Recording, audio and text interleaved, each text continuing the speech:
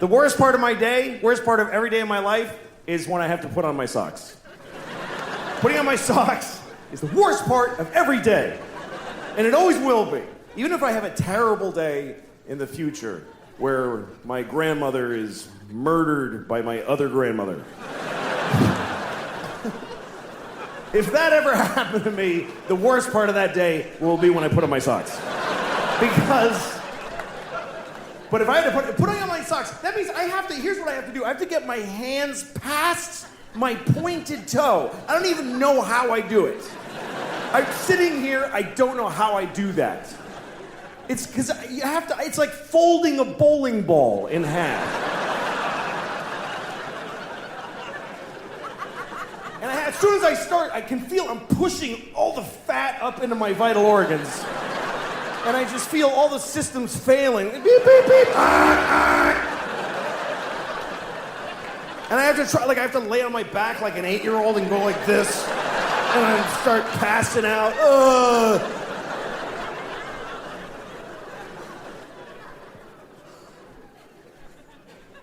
And I know other people's lives are hard.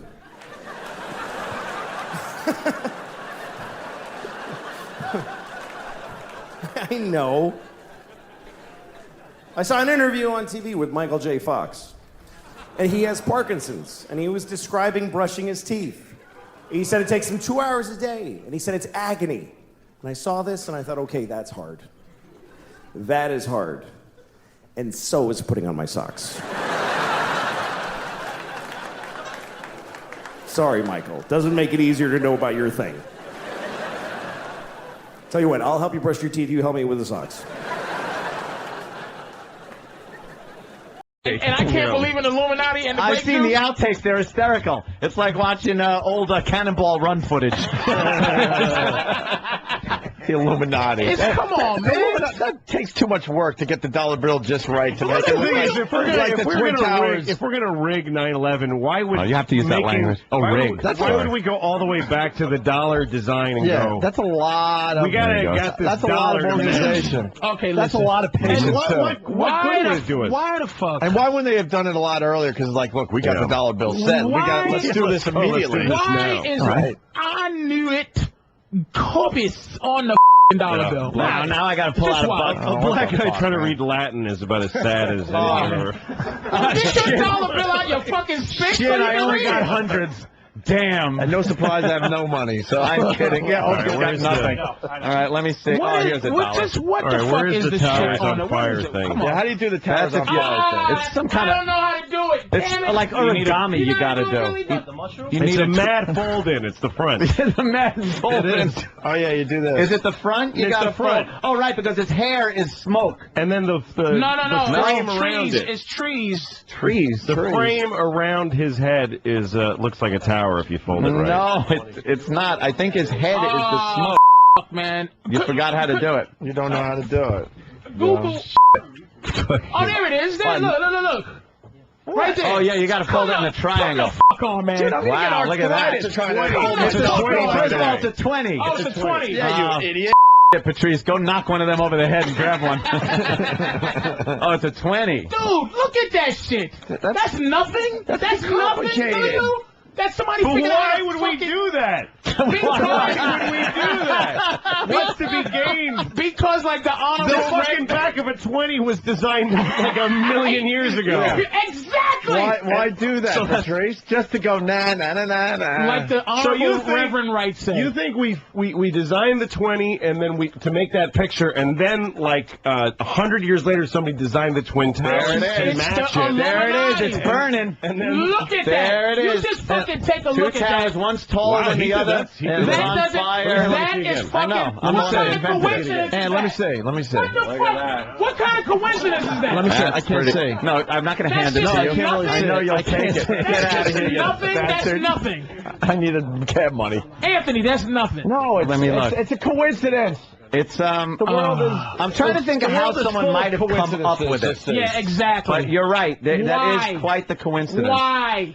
Like, who said, hey, you know, if you fold it... And then why, right after 9/11, did that happen? Why do I know how to do that right after 9/11? Dude, if someone did it before, now that would be If somebody did it before, then that'll be better. At least you go, oh, better. Look at the towers burning. Dude. Oh, and then it happens, and then you'd be like, "That who was that fucking guy?" They did this years before 9/11, and people went, "Ah, it looks like nothing. Oh well." And then one day, people were like, "Holy shit! It looks like the tower's burning."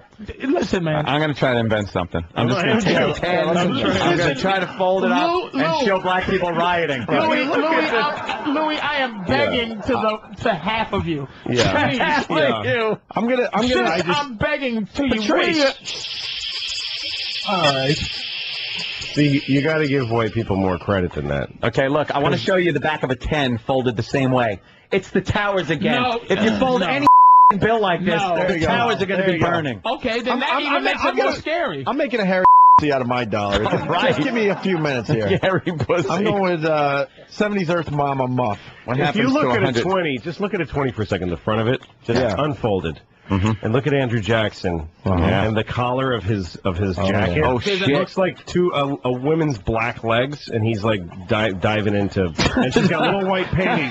Look at it. Do you see it? Oh yeah, I see it. Wow. They're like two knees up in the air, and he's about to dip down and see the little white panties right above the word Jackson. You ever do the thing with the butter? He's the girl with the black butter? Woman's pussy. The little Indian girl that's on her knees. You can make a pussy with the butter. Yeah. No, you make tits. I mean tits. Like she's holding the butter like this, but her kneecaps, because she's kneeling, you could fold her kneecaps up to her chest. Yeah, why would they do that? As a kid, that was almost jerk-off material. This is dismissive. I can't allow this. Oh, you can't marginalize the Illuminati, man. It's there. There's no reason. Right, where's the owl? Hold on, where's the owl, Patrice? Huh? Where's the owl, and what does that mean? Where's the owl? YouTube. On what dollar bill? What dollar bill is the owl on? On the one? I gotta find out by looking at this. There's supposedly he's something with the owl. Illuminati about the owl. A small owl somewhere. Where? I see the eye above the pyramid. All right, you fold 100, you get nothing. Huh? You get like a bad shave job on a It looks like. So where's the owl? Come on. Where is the yeah? What's this with the owl? Why does the owl mean so much to the Illuminati? It's all evil, man. Where's the owl? Since when the owl's evil? That little blob is an owl. Thank you, Mars. Of course Mars would know. What's the matter? Because he's down, but he wants to keep his job. It's a minority thing. Come on, Mars. What is it, Mars? Don't you? Sit down, Mars. Fuck that shit. All right, what's the Illuminati, Mars? Help us out. Don't get nervous, man. Fuck that. I'll give you a job fixing my computer. No, actually, I want to see a little crack happen in this window, and Mars just collapse in his seat as blood comes from his head. Why is that? Why? That's the devil pentagram, man. So what does that mean? That's devil worshiping. The star has been a part of this country for many years, part of the flag, obviously, and part of a lot of symbols, it's part of devil worship. More devil worship. He's saying the pentagram is just huge. Pentagram. But pentagram. Pentagon. Yeah, the number 5 is a little hard to avoid. It's right between 4 and 6. Okay, here's the pyramid. Well, look at this. Is all symbols Illuminati. of Illuminati. Eyeball. On a dollar bill. Yes, Why? because these are all shapes that are very useful in architecture. Right? You believe it, right? These are all. There's a reason why we keep people use Moss pyramids. believes it. Moss believes What it is too. the Illuminati? It's the silent bunch of white guys like Masons and shit like that. Right. They're not silent. They're ruling everything openly. Yeah, but they're and are hurting black people for profit every day. Why are you looking for secrets? There's no secret. Just like People are kicking your ass with Nicolas Cage's movie, they made it to make fun of it, Disney fun out of it. Right. But it's real. It's so evil again. shit. It's black people putting effort in the wrong area. Look at Lucas is one. Trying to uncover that. You think that the founding fathers set something up that has continued all throughout these years and gotten stronger. It's not fucking torches. They go to my and it's based on white people staying in power. Absolutely, and they kill. They have you know. Can I ask you something though here? What do they say when they kill white girls, virgin white girls? Jesus Christ. Fun. I'll wait for somebody. I hope no one catches me. How come the founding fathers? This was before the Civil War and the Emancipation Proclamation, so there was still slavery. Black people weren't even. It didn't even look like they were going to be in charge of anything, or even come close to being in charge. So why would the founding fathers put in place something to keep the black man down when they were already? I don't think it's made to keep the black man down because it makes everyone suffer. It's not just a black thing. It's the master master plan but again, to make white people think certain things. It's the quiet war. That's what the pyramids are. It's the masses. It's the eyeball is over the masses. The pinnacle. Why are you hide from everything, man? Why are you folding $20 bills? When I didn't fold $20 the Bush and the Bin Laden family are business partners, and they brought down the towers like right in front of everybody, and then I mean, there's no secret. Are you trying to silly? Is this some kind of magic sarcasm? I believe it, motherfucker. You don't even need sarcasm. It's like I believe it. It's like somebody walks up and punches you in the face, and then you go fold the dollar and go, I think this guy's trying to get me with this dollar. There's no white people here. Not one that believes that the towers might have been brought down on some old creep. Not just Arabs. Not a one. Look at that. That's how you know it's the Illuminati. I believe it, but it's got nothing to do with the Illuminati. Look at this shit here. Look at this one. The devil sign. Look at the devil sign and look at this shit. Look at what the fuck? That's Robert Bush. Why? They're all doing the devil sign, the rock and roll devil sign. Hello, sir. Hello. How are you, devil? Hello. Good to see you, devil worshiper. There's a montage of various politicians, and they're doing that rock and roll devil horns with their finger and pinky. How many now? Look, come on, man. How many now? Back to CNN. Shit. Fuck the owl. The front of the courthouse. There you go. That's what you do to black people. Oh, your owl. No, this. your black people are up to something a little more interesting than the Illuminati right now. The front of the courthouse is starting to look like someone dropped a cricket in front of the Yeah. All right. The Illuminati. All right, back to the Illuminati. Is what's with the devil horns though? What? The devil. What is that? It's the devil. Like Dio invented that. What is he in charge of? The soundtrack? The Illuminati? No, because they're gonna get to the Listen how crazy he's. Listen how crazy he's going. Why'd you stop? All right, I'm going again. All right, here we go. Now we got a building. There's a lot of pyramids. Okay, now look at the dollar. What's in the corner. Is that an owl? Wait, what the fuck? Was that an owl in the dollar? It's a slow dissolve to a goat devil. All right, show me the owl. I'll start with Holy. Oh my God. God, an owl. Where's the owl? Why is there a baby owl on the dollar bill? Maybe to keep people from counterfeiting it. To make a detail. What do you want? An X on a piece of paper? What? Here, it's 100. No, take my word for it. That's called that's that they do on it. The lines and shit. Etching. Whatever. All right, what's up with the owl there, Patrice? What does that mean? I don't know. There's an owl. Another question. Shit. They're morphing owl faces into everything. Where's the owl? There's the owl. Okay, it's sitting there. It doesn't even look like it. Uncle Sam looks like a devil goat. Where's this dumb owl? 13 bloodlines for a very long time. The world has been controlled by the same 13 bloodlines. Is that true? Carry out their evil agenda for the New World Order. They operate through secret societies like Skull and Bones, Bohemian Club, Freemasons, the what? Jews? There are just a few there. Tony Blair? Yeah. Gordon Brown? David Cameron? What? I told you. I've been telling you about Walker. Saddam, well. I've been telling you for years. I've been trying to tell you about that Herbert. Skull and Bones is pretty. Yeah, Clinton was a Skull and Bones. Yeah. He was. Clinton and Bush were both Skull and Bones. Both the Bushes and Clintons means were nothing Skull to you, and does Bones. it? No, of Nothing course to it you. does. They each other in the ass and then take over the world. That is what they do. Okay. They do weird grease up your asshole and put things in it in front of other guys. That's what I think.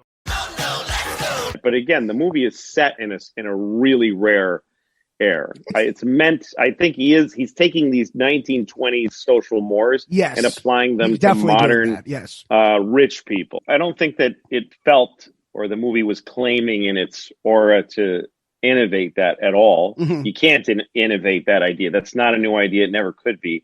It put it in a new context. Mm-hmm. I mean, I think what Kubrick did with his movies was he would take properties and literature and just say, I don't care about this book. I'm going to make a movie I'm going to deconstruct this, make a movie based on it. Mm-hmm. He had this very specific idea about cinema. I had read somewhere that the idea behind this movie was, let's make a porn with a high Hollywood couple, like a couple that's, with really big stars. Mm-hmm. I heard somewhere that was the idea, a fine art, fine film porn starring really big, high caliber actors, which is why they got those two because they were married. Whores that that overdose on bathroom floors don't lie in these poses, with the perfect breasts and these painted onto a bathroom floor from an overdose.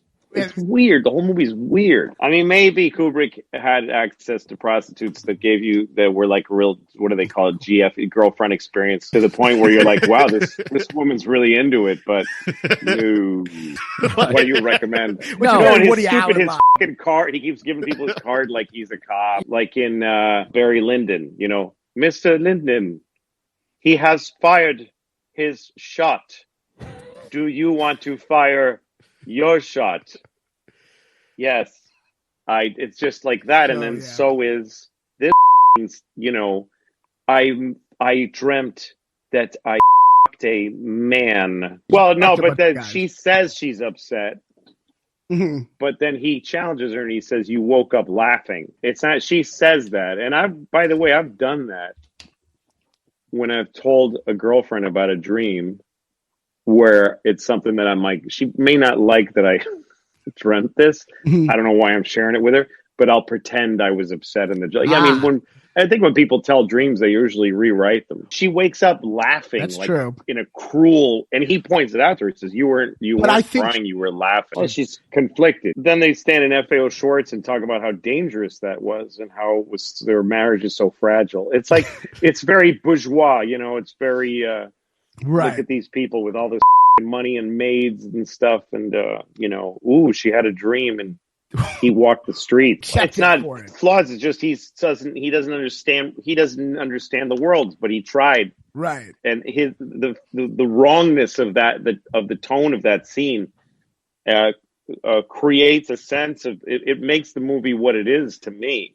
I go, what are these streets in New York City? And what part of the villages? I forget the names of the streets are really strange, like James Street or something. And it doesn't quite add up. And it's like a drunk, a person inside of a cell in a mental hospital telling you a story he doesn't even remember what the world looks like anymore. And that's just what it is.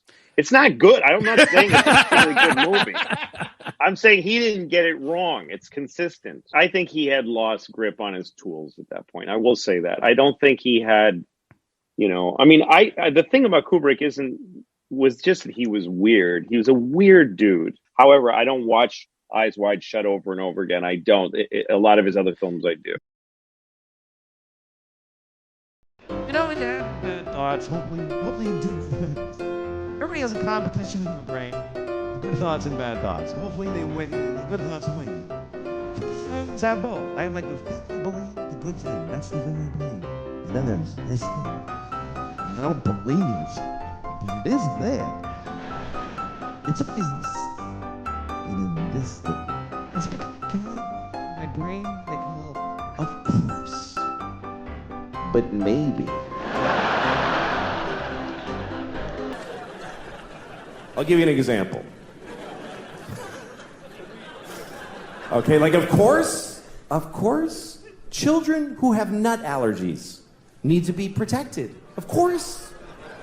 We have to segregate their food from nuts, have their medication available at all times, and anybody who manufactures or serves food needs to be aware of deadly nut allergies. Of course. But maybe if touching a nut kills you, you're supposed to die.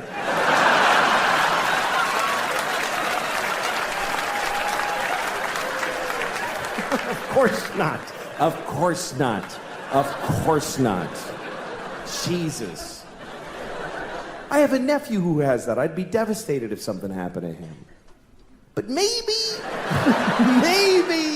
if we all just do this for 1 year, we're done with nut allergies forever.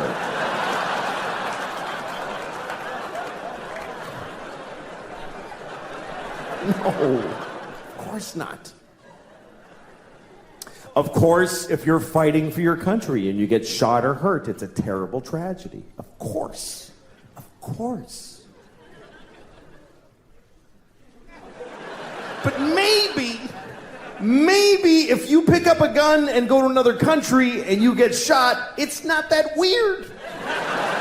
Maybe if you get shot by the dude you were just shooting at, it's a tiny bit your fault.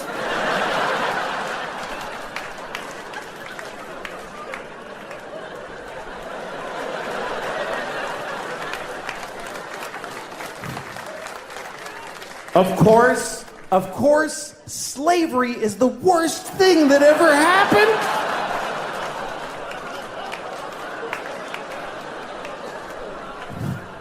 Listen, you all clapped for dead kids with the nuts. For kids dying from nuts, you applauded. So you're in this with me now. Do you understand? You don't get to cherry pick. Those kids did nothing to you. Of course, slavery is the worst thing that ever happened. Of course it is. Every time it's happened. Black people in America, Jews in Egypt, every time a whole race of people has been enslaved, it's a terrible, horrible thing. Of course. But maybe every incredible human achievement in history was done with slaves. Every single thing where you go, how did they build those pyramids? They just threw human death and suffering at them until they were finished. How did we traverse the nation with a railroad so quickly? We just threw Chinese people in caves and blew them up and didn't give a shit what happened to them. There's no end to what you can do when you don't give a about particular people. You can do anything. That's where human greatness comes from, is that we're people, that we others over. Even today, how do we have this amazing microtechnology? Because the factory where they're making these, they jump off the roof because it's a nightmare in there. You really have a choice. You could have candles and horses and be a little kinder to each other, or let someone suffer immeasurably far away just so you can leave a mean comment on YouTube while you're taking a shit. Thanks a lot, folks. You guys are great. Thank you very, very much.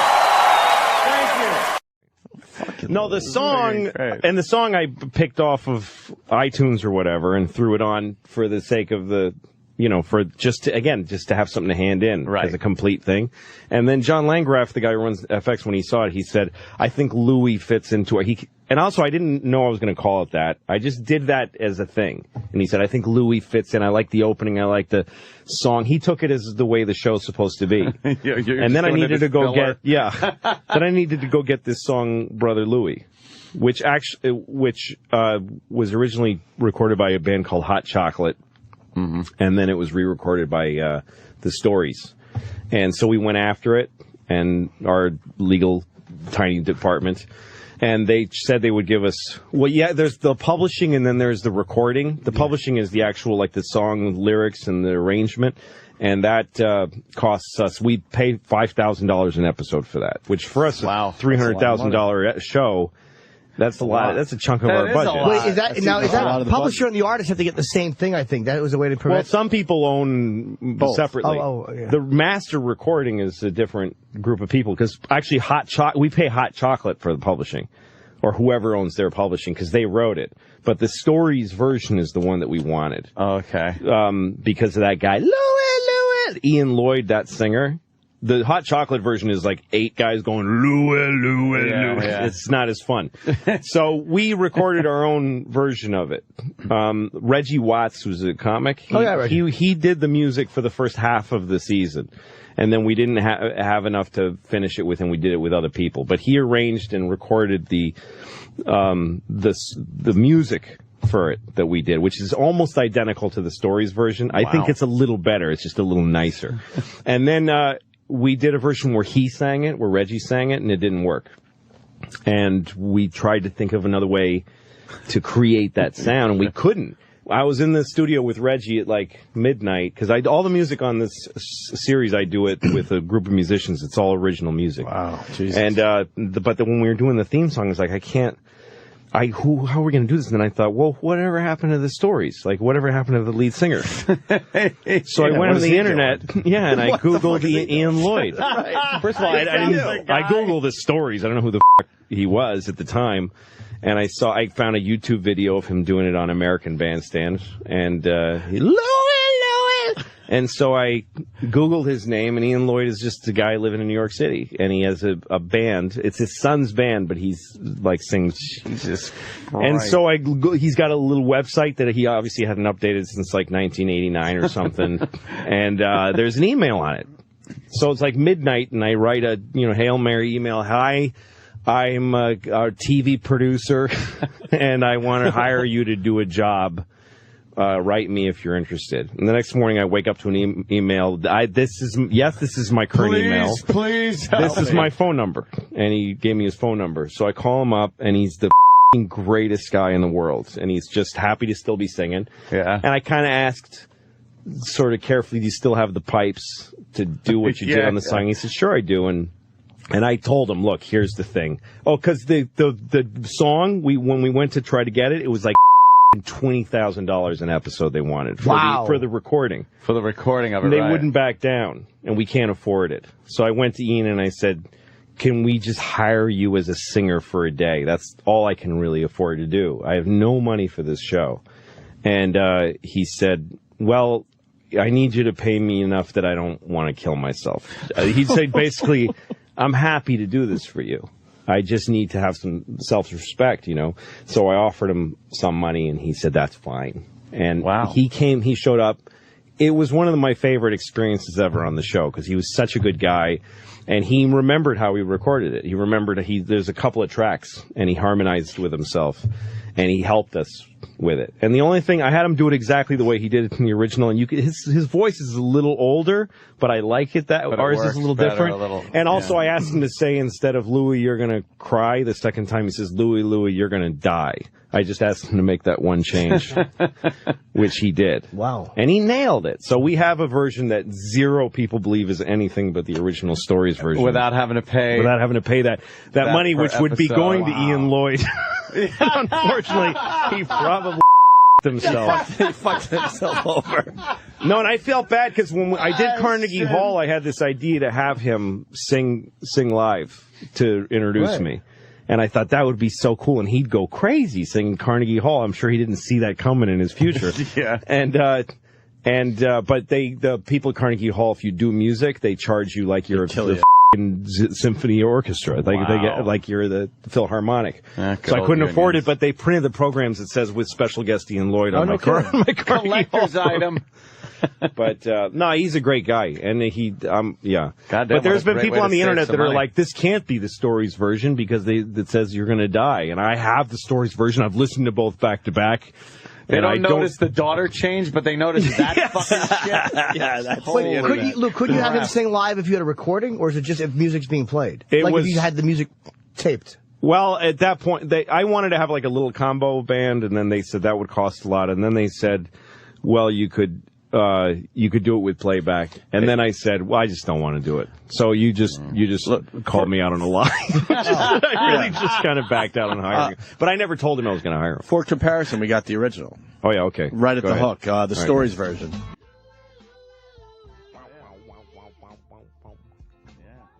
Little slower. He's a little grittier now, a little more in his voice.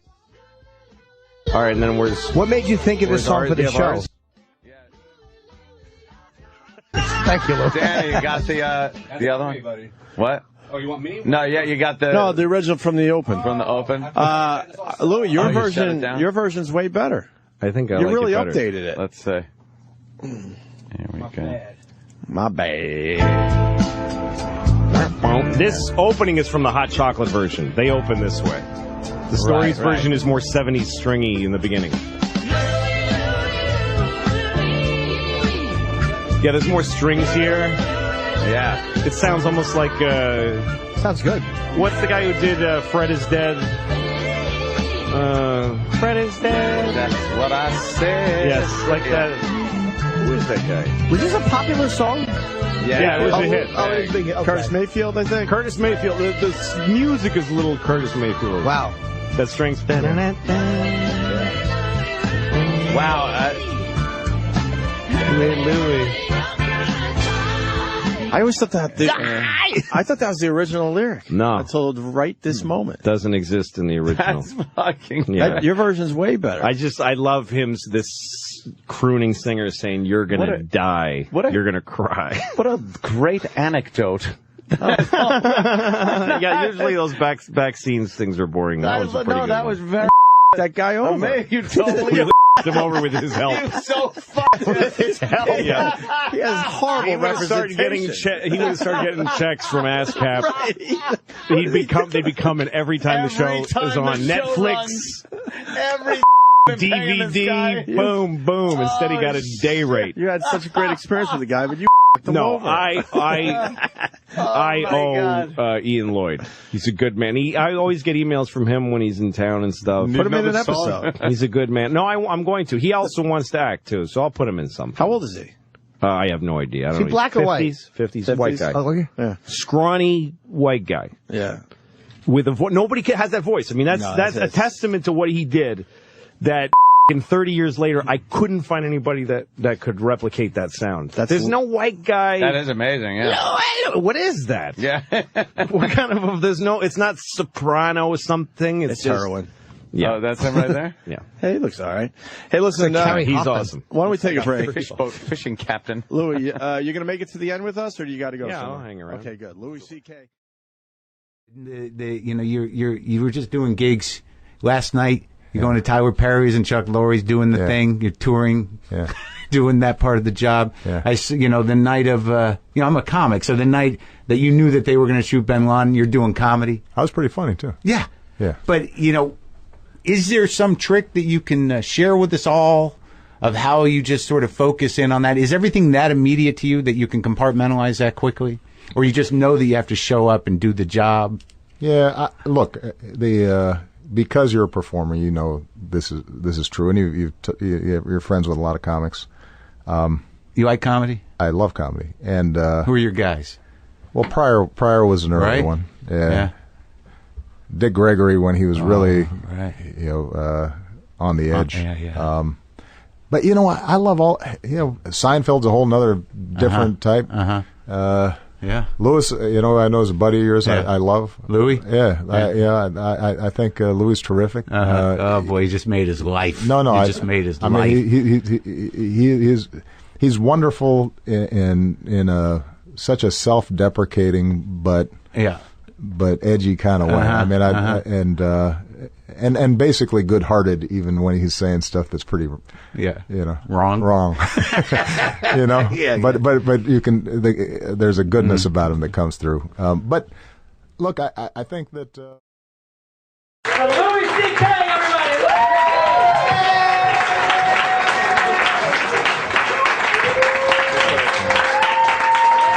everybody.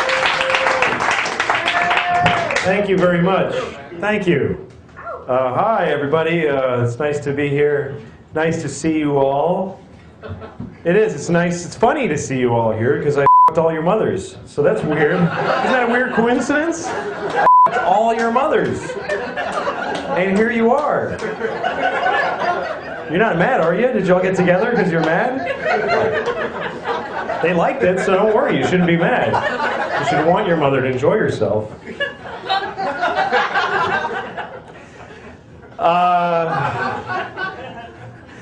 So I was talking to a friend of mine, and he used an old expression, and he said, yeah, well, it's a double-edged sword. When people say that?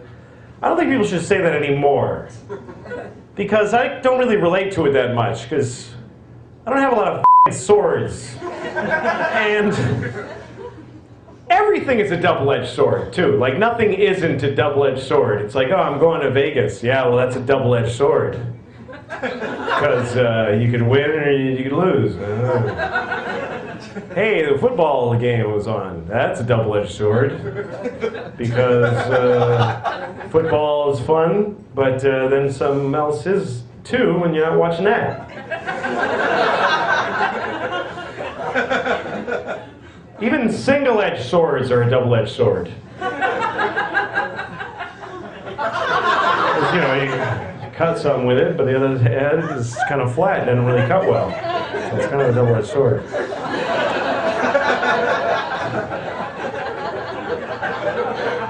That bit is kind of Seinfeld-y, I think. And then I try to make it mine by doing it clumsily. That's how you modernize comedy. You take any bit Seinfeld would have done and just make it sound like you don't know what the fuck you're talking about. And then you sound clever.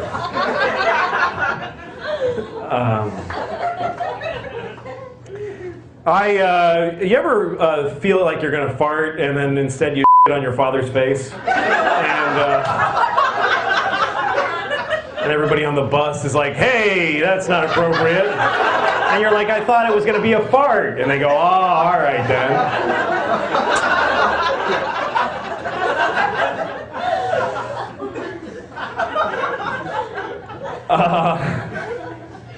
I'm a little tired of all this terrorists alarming and the terrorist hatred, all this anti-terrorist. You know, terrorists are just people who like to murder other people.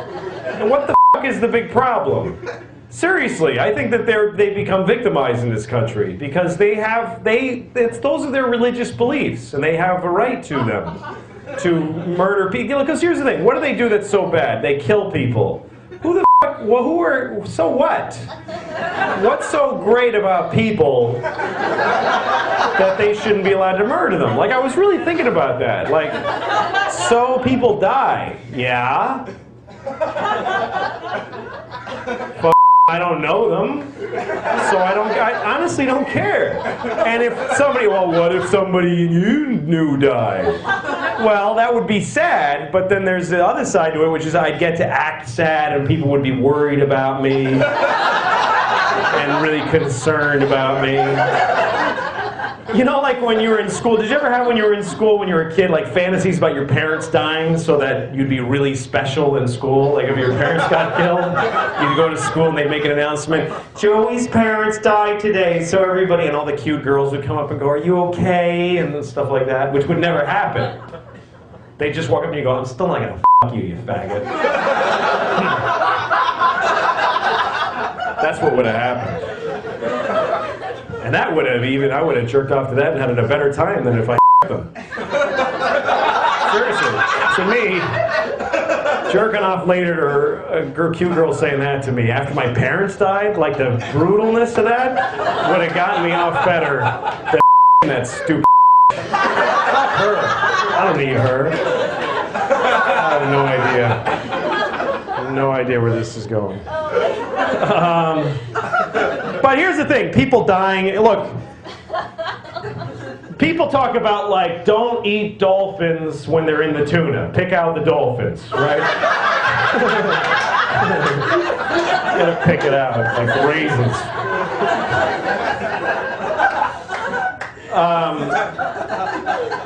But like, you ever go to shop for tuna and like it says dolphin safe and you kind of go like, yeah, but like somehow you think it's not going to be as good. Like, I want to do the right thing, but it's probably kind of bland without the dolphin. But here's the thing, like, why not kill and eat a dolphin? Why not? Oh, because, well, I don't get it. If you're a tuna, you, we're eating you. So I don't really see the difference. And I think it's wrong to eat tuna and dolphin and cows and everything. But I eat them. I eat them all.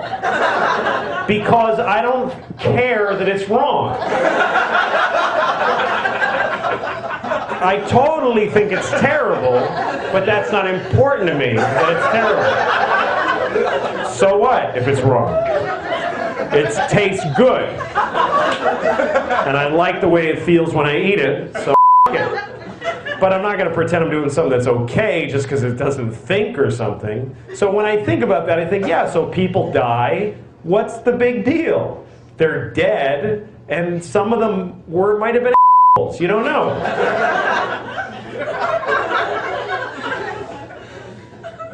All right. So I think the terrorists back the fuck off. They get it.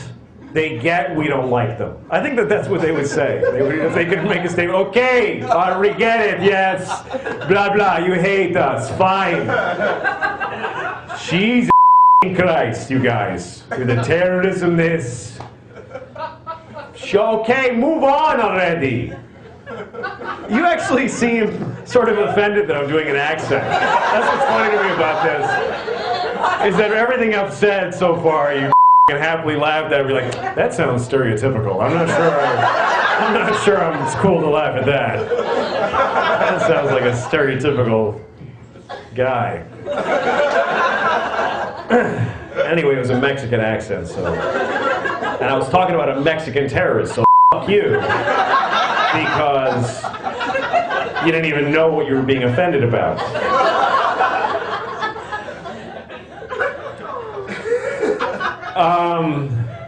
What other terrible things to defend? All right, rape. It's not good to rape people, right? It's not okay to rape people. But what about Jews? Oh my God, did I say that? That's horrible.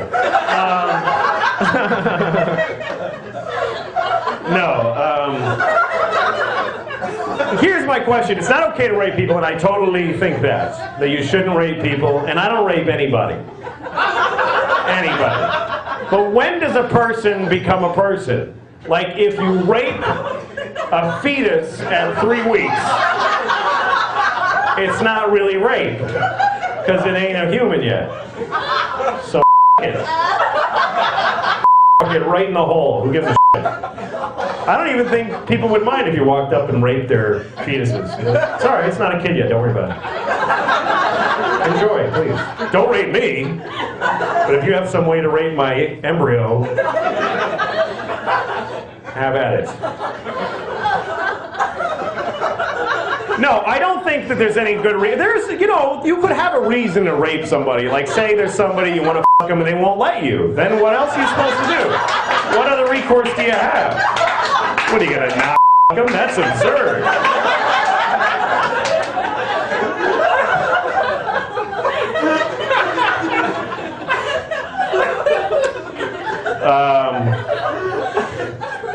I would have raped Hitler. Like, if I had a time machine, I think that the two things I would have done would have been to erase my daughter and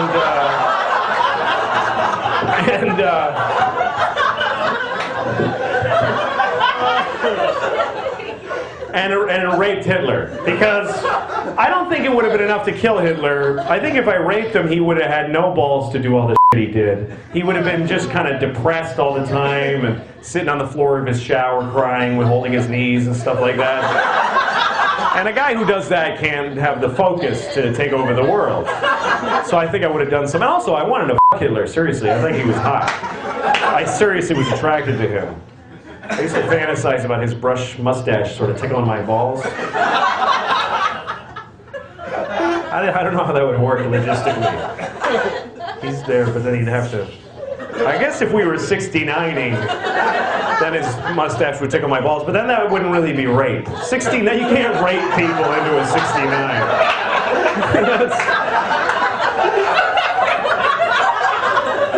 Anyway, I gotta go. Thanks a lot. Good night. I was on the subway platform one time, standing on the platform, waiting for my train, and I look over, and there's 2 rats, and they're on the platform. Never saw that before. 2 rats, and I watched them. Because you can watch rats fuck, it's not a big deal. You don't have to go like...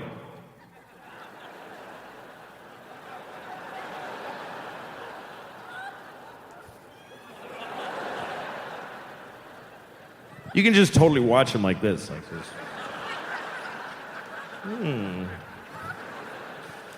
Anyway, I watched the rat because I was curious how they do it.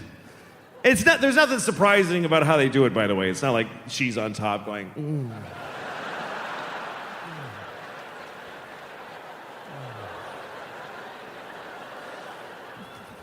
It's a pretty standard rat.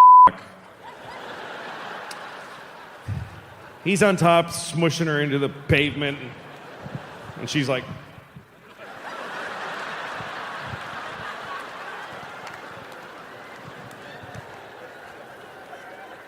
So I'm watching him. I mean, I didn't miss my train, just like while I was there. Because I was curious. I wanted to see what it's like when he comes. That's what I wanted to see. I realized he's gonna come at some point. I want to see what it's like when a boy rat comes. Like, is it just a biological thing? Just like, meh, and then he leaves? Or is it like, oh, shit? Is it like an orgasm? Ah!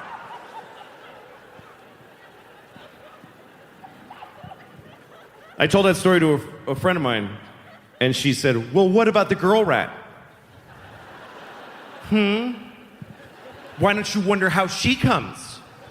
Why don't you empower her and ask yourself about her orgasm? What are you, crazy? Girl rats don't come. There's no way that when rats fuck, the girl gets to come. Because he's not holding out for her. He's not that kind of dude, you could tell.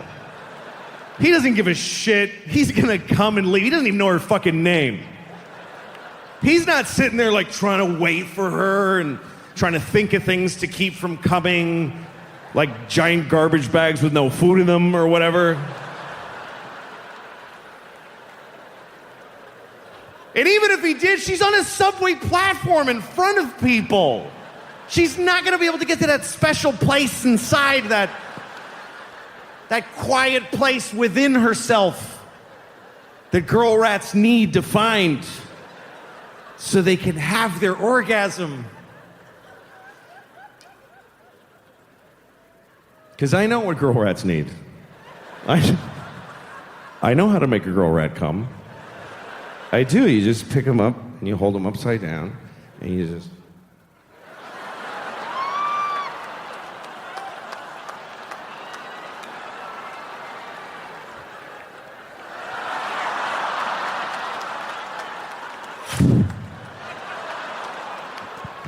Of all, and I think I'm getting worse as a person. Because as you get older, you start finding out. Like, let me give you an example before I rented a car a couple weeks ago in Los Angeles. Had the car for a few days, and then when I went home, I had to drop the car at the rental place. You know, you got to go to the rental place that's off the airport. Give them the car, give them your thing with the mileage. You got to get on a bus and then go to your terminal and check in. I was late and I was worried about missing my flight, so I knew I had no time to do any of that. So I never did this before. I just drove my car right to the terminal and just left it there. And I got I didn't even go on the plane. And once I was on the plane and I had a little moment, I called Hertz and I said, hey, listen, your car is sitting out in front of Terminal 4 and the keys are in it. So that's where it is. And the guy's like, you can't do that. You have to return it to this location and then get... And I go, well, I didn't do that already. And it's a movie I like. And now I'm leaving California. So if you want your car, you need to go to that place where it is. Matt Damon. And he was like, oh, Jesus, man. All right. We'll get it. And that was the end of it. And I realized I could do this every time. Every time I rent a car, because of course they want you to do all that. But if you don't, they still want the car back. They're gonna send a dude. So the scene I was looking for. You could drive a car till you don't want it, just get out of it while it's moving and just walk away. Well, I don't feel like being in that car any longer. Just call Hertz. Hi, your car is drifting into the intersection of 28th and Broadway. If you're interested, it's now your problem. But see, this is a terrible realization. Because you should act in a way that if everybody acted that way, things would work out. You should, because it would be mayhem if everybody was like that. And most people kind of don't care. Most people are very selfish. Most people don't give a shit what happens as long as they get to do their favorite thing. People don't even want to back off from their favorite thing. They won't even do their second favorite thing. Like, you ever seen somebody like they're at an intersection and they want to make a left, but they're in the all the way right lane because they messed up. So now here's the guy. He's in the right lane and there's a lot of cars, like 6th Avenue, like a lot of cars. And he wants to make that left. So what does he do? He just does it anyway. He just goes ahead and he just shoves his car through everybody's life without any and everybody's beep, honking and outraged, and you always see the guy go, I have to. There's no other possible thing I could do. What else could I do except go up one more block and then go left and take 4 seconds? That's not my favorite way, though. That only meets 99% of my criteria. But I'm selfish. I've been on the road a lot. I flew here, and I farted so many times on the plane. I farted so many times. You know when you're on the plane and you fart a couple of times and you're like, fair's fair. Everybody's farting. But then you keep going, you're like, this might be an issue. This might be an incident. That might be in the paper, I'm farting so much. I farted so much on that plane. And sure enough, when I landed, they gave me the plane. They're like, just take it home, you ruined it. We tried flying it around with all the doors open, it didn't help. Pig.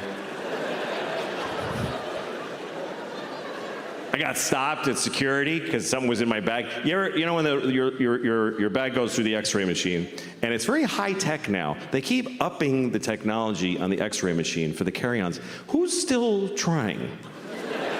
Who's still putting a gun in their carry-on? Like, hey, maybe this time it'll work out, you know? But my bag got stopped, and I wasn't sure why. I knew I didn't have any liquids or anything, and the lady opened it, and sure, here's what happened. I had clay in my bag. Because I'm not an artist, but I like clay. I make little they're this big. I do. I make tiny and they're perfect. And I hold it and I walk around.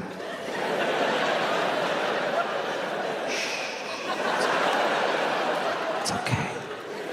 And then when I get upset, I smush it. Now you're nothing. Now you're nothing. Anyway, it relaxes me. So I didn't think about this in terms of security until the lady took it out. It's a plastic bag with gray clay. It looks like C4 plastic explosive. And she's like, what is this? And I said, it's clay from an art store. She goes, I can't let you have it. I said, all right. So she threw it away, and she says, have a nice flight. I'm like, look, either that's a bomb or it's not.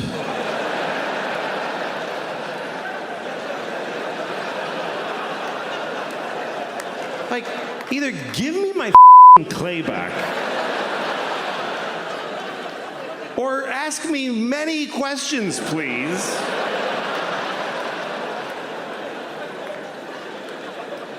Is that the procedure?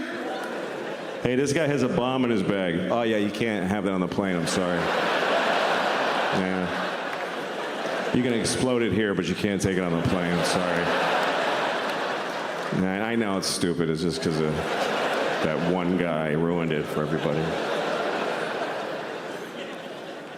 But I never get irritated by traveling because I love to travel. I love that I get to do this and travel. I traveled all over the world this year. I was in Europe, I was all over the place. And, you know, when you travel, you don't get to have the things you're used to having, but you get to have things you never had before. That's a trade-off. Like I was in Sweden. Now, if you're in Sweden and you go to, like, say you're at a hotel and you want breakfast, they don't have maple syrup. They just don't have it. But they do have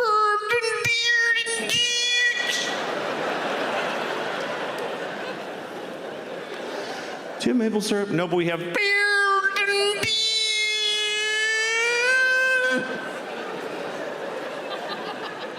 I'll have that, that's fine. It's the same all over the world. You know, you go to Tokyo. Do you have peanut butter? No, but we have is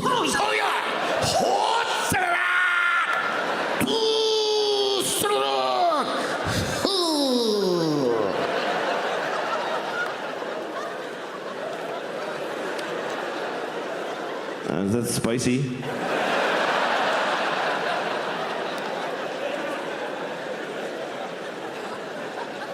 Same all over the world. You go to Africa. Oh, okay, just the Swedish and the Japanese. No, yeah, that's right. No, you're right. Yeah, just the Swedes and the Japs, but don't around. Yeah, no, Africa's not okay, because they can't take a joke in Africa. They're very fragile people. So they need you to protect them against jokes. So good job. Rightly so. I'll skip Africa. I don't even know what it is.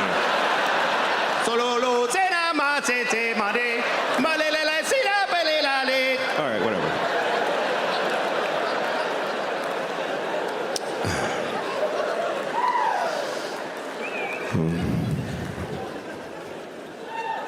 But I like traveling. I like seeing people. I don't care about the place. I was in Glasgow, Scotland, and I was in a train station, and I saw this old man, old Scottish man, with a little boy, about 10 years old maybe, this tall, red hair, and he's holding his hand, and they're walking. It was really sweet. Then they got to the train, and the man's going to get on the train, but he bends over, and he kissed this little boy on the lips for a long time. They were like making, it was weird. He's like making, and the kid had his hand on the back of his head and everything. And I was like, oh no.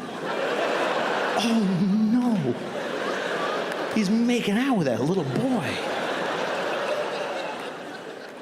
But then I look closer and I realized it's not a little boy, it's an old lady. It's a little old Scottish lady. But then I looked even closer and I was like, oh no, it is a kid. It's a little Scottish boy. And he looks old because life is hard there. His dad keeps kissing on the mouth and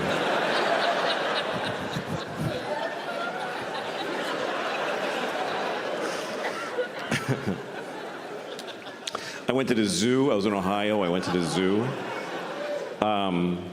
You go to the zoo when you're on the road, right? You don't go to the zoo in your hometown. It's not like you're at work like, I should hit the zoo. Oh, shit, it's gonna close. I just really want to see a monkey's face right now, really bad. It's gonna be a bad night if I don't look at a monkey. I'm gonna hit both my kids if I don't see a monkey tonight before I get home. Anyway, I went to the zoo in Ohio with a friend of mine, and we went to see the lion. And it's always a lion, you know, it's not a... The zoo lion's never like, "Argh." He's just sitting on a fake rock, just eating lamb chops from Costco. My friend said, that's really sad. He said, they should free that lion. I was like, what are you seeing in your mind exactly? Describe your wish to me. He said they should take that lion to Africa. And what, just let him out of the car? Good luck, lion. The lion's like, what the is this?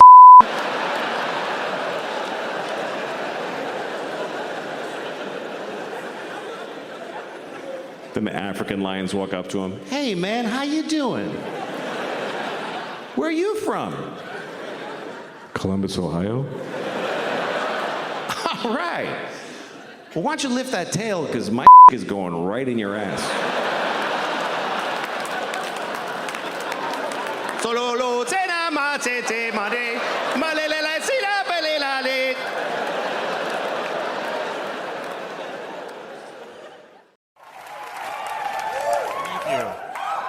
Thank you. Thank you very much. This is exciting. My nipples are hard right now. They are. I just noticed it. Ooh, that kind of hurts. Hello, everybody. Nice to see you all. My name is Louie. I'm a 42-year-old divorced father. I got 2 kids, 2 girls, and it's the hardest part of being a parent really is just the days that you spend with your kids. That's really, ask any parent. You ask parents, like, is it the worrying? Is it saving? But no, it's just the days. It's just every day. My kids wake me up at 6 o'clock in the morning. Okay, I don't get up at 6. Before I had kids, I blew off whole careers because I didn't want to get up.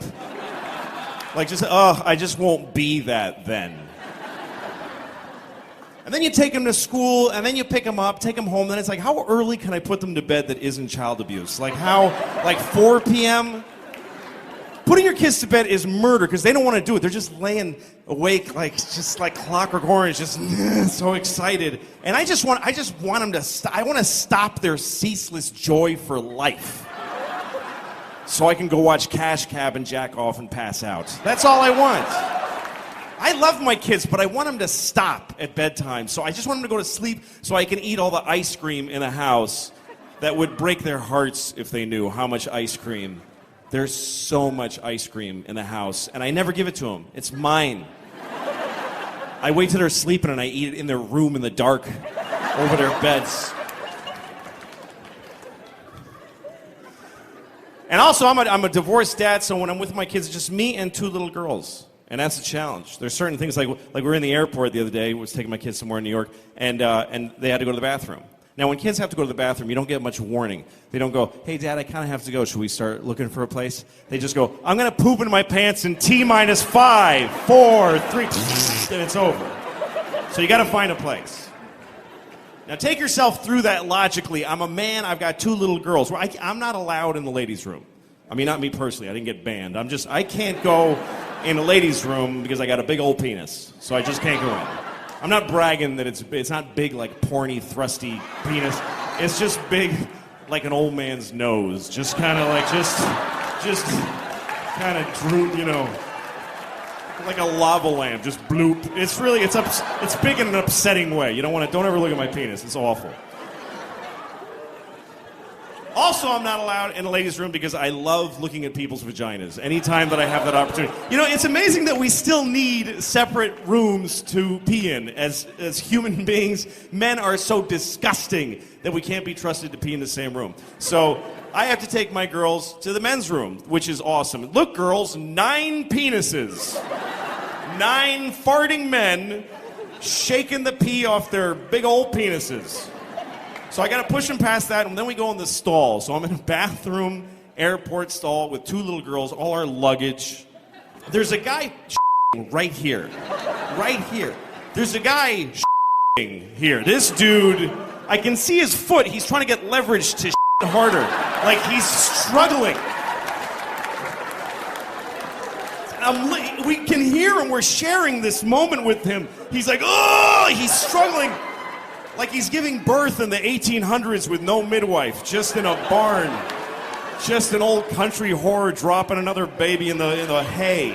This is what this sounded like. And when he broke loose, it sounded like soup cans and pennies being shook out of an old duffel bag.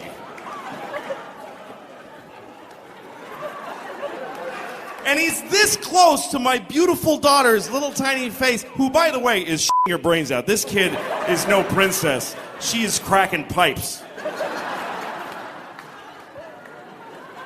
So she goes, then the other one, then it's my turn. I'm peeing. I'm trying not to fart in her faces. It's a challenge. That's what I'm trying to say. It ain't easy. But I love my girls. I'm trying to stay in shape. No, I'm not. I have a doctor who told me that I eat too fast. He said you should eat slowly. Because what happens is when you eat, there's a signal that goes from your stomach to your brain that says you're full. But it takes that signal 20 minutes to travel from your stomach. First of all, what a douchebag my body is. That it takes 20... What's taking 20 minutes? If I stub my toe, I know it instantly. And that's twice the distance. What's taking this signal 20 minutes? It's like... hey, Tit, what's up? What are you doing over here? My Tit's like, dude, get up there. We're getting fat. Hurry up. Ooh, excuse me. Hey, asshole, what are you doing? All right, I've disgusted you enough. Thank you very much. Thank you. Thank you, man. Thank you. Thanks for being here on the 100th show. You're really. one of my favorites, too. I mean, of all time. I think you're one of the greats of all time. I'm serious, man.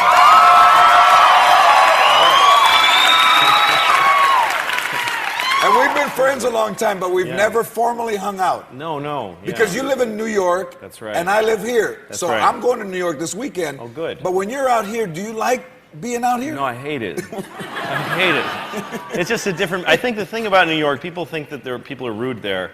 You know, and they're friendly in a different way. Like, a New Yorker will hold the door for you, but you got to get through the door. Like, you have like 2 seconds before the nice gesture becomes hatred, like seething hatred. You're like, go ahead. Go! All right, jeez. I'm in a hurry. I wasn't before. I wasn't even going in that building, but I guess I have to. Because you're making me. But people are used to being with each other. The thing about LA is that people are all in their cars, and they don't think about the people in the other cars as human beings sometimes. And things get kind of... People honk all the time here. And I really believe this, George, that if you own a car and you ever honked your horn once, you're a piece of shit. I really believe that. There's no legitimate reason to honk a horn. It's only selfish. It's supposed to be for safety, but what's that story that ends with, and then he honked his horn and everyone was saved? Like, what is that story? I think the idea in our heads is you'll be driving and a kid will run out in front of you, so you'll honk and then kill him. That's what would happen if you chose to spend your time beep. Well, he's dead now. At least he died in fear instead of joyful play. I got to announce his death with a horn. But no, the reason people honk is to critique that has already happened. What do you mean? Like what? Like what? Well, like it's not to avert, it's just to go beep, hey! Like, why do you get to sound a trumpet because you're unhappy?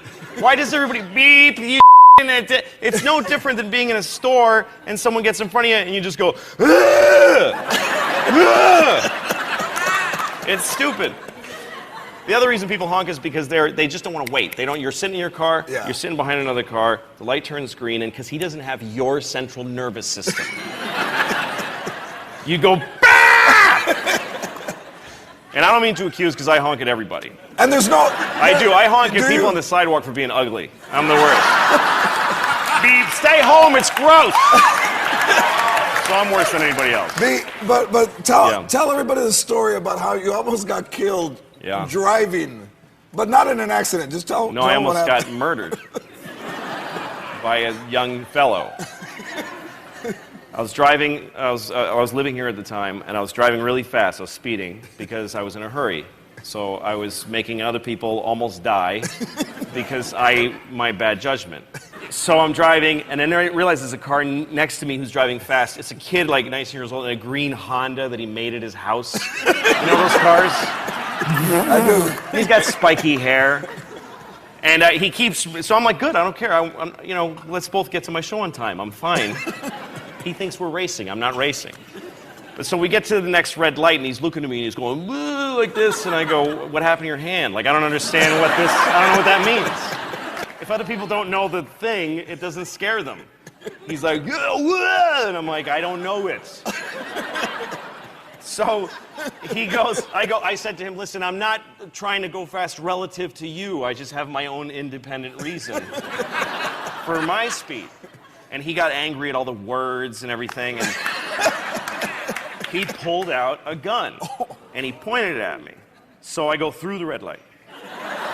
And he does too. And I was like, oh. I'm thinking, oh, he's trying to kill me, but he's not going to go through a red light. You know? I'm sure he's thinking ahead to how that's going to hurt his insurance premiums in the long run. So now I'm in a car chase in LA. I'm being chased, and it doesn't feel like a car chase.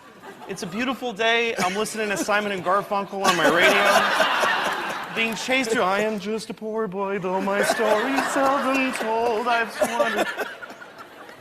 So I call 911 on my cell phone, and I go, there's a guy chasing me with a gun, and he's trying to kill me. That's what I said. And the lady goes, why is he doing that? I swear to God, why is he doing that? I'm like, is there a reason he could have that you would not send anyone to help me? Like, if I tell her the story...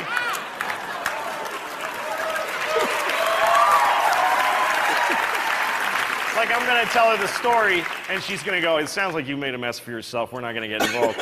So I did the same thing anytime I call a company and I don't like what. You hang up, you call again. Right. Right? Get another person. Get another person. So I get another guy, he goes, 911, what's your emergency? And I tell him, and helicopters show up right away. I guess I just sound white enough to call in an airstrike. I'm nervous. You are fantastic. Hey, if you ever seen Louis C.K. live, you have to see him live. Until then, watch Louis C.K.'s sitcom Louie, premiering June 29th at 11 o'clock on FX. My favorite comedian.